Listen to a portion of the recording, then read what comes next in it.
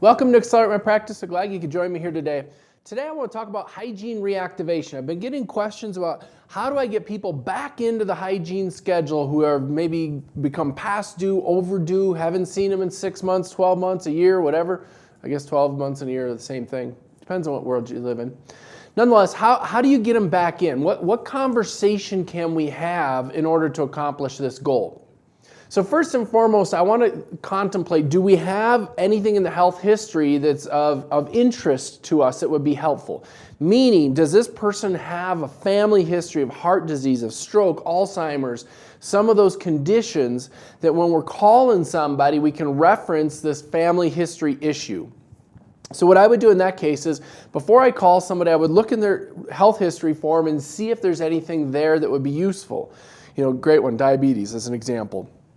So what can we bring up in the conversation, if we get them on the phone, of course, about that? And I'll back up even one step further. What do you do if you don't even get them on the phone? What I would do if you don't even get them on the phone and you're leaving a voicemail, you can't clearly leave a lengthy voicemail for HIPAA reasons potentially. If they've signed a release that you can leave voicemails, it's a different story.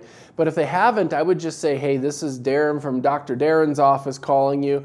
I just saw something in your chart that concerns me. Can you call me back at your earliest convenience? And what you saw in the chart that concerns you is the fact that the person is overdue on their hygiene. You know that curiosity drives behavior. So if you leave a message saying, hey, I'm really concerned about this, their curiosity is going to drive them to get on the phone and call you back. Because you can't leave much else other than that on a voicemail. So now you're on the phone with them, you're looking at the health history, and let's assume they've got heart attack, stroke, diabetes, something in their health history. You make sure if you're someone who's in the front office who's working that you understand how these things correlate between your overall health and your oral health. Talk to your hygiene team or your doctor and say, hey, tell me more about this. I want to make sure I understand this so I don't sound like a fool when I'm talking to a patient. So the challenge is that sometimes patients don't know how to correlate these two thoughts to place the value on prevention and oral prevention specifically, and shy of education. Why would they? They don't get it. They think it's normal that their mouth bleeds when they floss. So health history really, really helpful. In lieu of that, let's assume you've got someone who has a health history that's like spotless. There's nothing there. You don't have any content to use.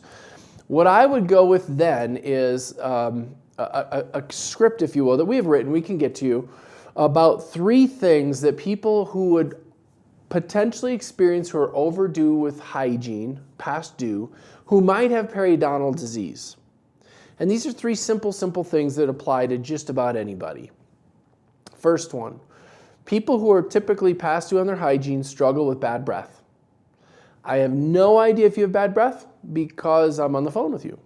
But you can ask your sweetie or one of your kids or a coworker if your breath stinks, and maybe they'll be honest with you. Or you can always try and do this thing.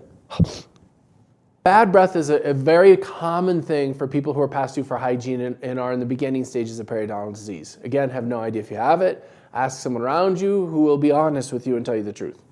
Secondly is low energy. Full disclosure here. Will everybody be able to see a difference in energy? No, most guys probably not, because we're a little oblivious and clueless. I mean, we'll have like a hole in our hand from a gunshot wound and be like, whoa, what's wrong with that? But women, by contrast, who are very in tune with their bodies, will be able to experience that and be able to go, yeah, I actually can feel a difference. And what you'll also find is if you plant that seed, that thought in their minds, they will most likely feel a difference. It's interesting how that works. And it's totally biochemically true. I'm not making any of this up. Again, talk to your hygiene team and go, really? Yeah. Your body, if you are past due, if you're bleeding when you floss, you are in a constant inflammatory response state, always fighting that infection. And when you're fighting that infection, it takes a certain amount of energy. And that certain amount of energy has to come from somewhere. Thirdly, and this is a great one going into the winter season, do you find that you're often sick? Like you always have the cold, the sniffles, the this, the that. Because if you do, it could be relative and related to your oral hygiene. The reason why that is if blood comes out when you brush or floss, that means there's a pathway into your system that is not intended to be there. And now you're sitting on a plane next to somebody who's hacking up a lung and coughing up TB all over the place. And the minute you breathe in, it has a pathway into your system that is not intended to be there. So if blood can come out, bacteria can get in. Bacteria that can get in can get you sick. So if you are always sick, it could very well be related to your oral hygiene. And I say very well related because I do not know.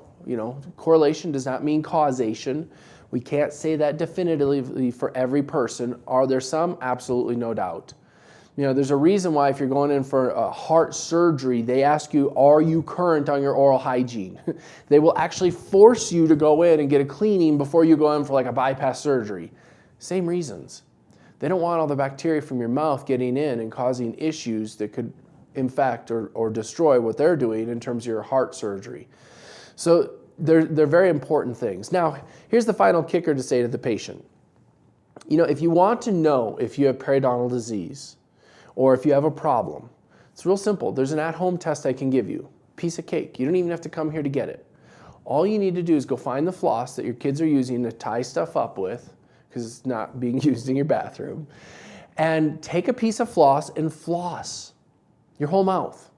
Now, if you can't get the floss down because you have this thing called calculus, a lingual bridge, yes, you probably have periodontal disease, or at least the beginning stages of it. Secondly, if you get bleeding, you probably have periodontal disease, or at least the beginning stages of it. Now they're going to ask, well, what if it's only in one spot and the rest don't bleed? Well, you might have periodontal disease right there. You could be experiencing bone loss right there and only right there, and the rest of your mouth is just fine. Highly doubt the rest of my mouth is just fine. And remind them to not just break the contact, but to go all the way down into the gums. Because if all they do is break the contact, of course they won't bleed. But if they go down into the gums and they're past due 6, 8, 9, 12 months, a year and a half, they're going to bleed. Now, does this mean they have periodontal disease? I have no idea without an x-ray. Do they likely have the beginning stages of it? Yeah, for sure. So that's the term I would use. You likely have the beginning stages of periodontal disease. Do you have the bone loss? I don't know without an x-ray. That's what an exam is for. And then I would reiterate it. There are 3 things that lots of people experience who are past due for hygiene: bad breath, low energy, and they're sick a lot. And if we get you in here, we can likely improve any or all of those things for you. If you've got topics you guys want to hear, make sure and email those over to your coach or to me so we can make sure and deal with them, because this request just came recently from an office in Texas, hence why we're recording it. So thank you very much for those of you in Texas that asked for this. Bring us more stuff and we'll be more than happy to shoot it for you. Until then, have a great week. Can't wait to see you 8 o'clock Mountain, 10 o'clock on the East Coast. Have a great day. What if you could have the practice of your dreams?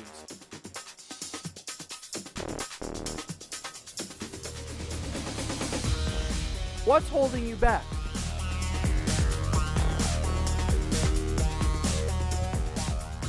Imagine a life where you have everything you ever wanted.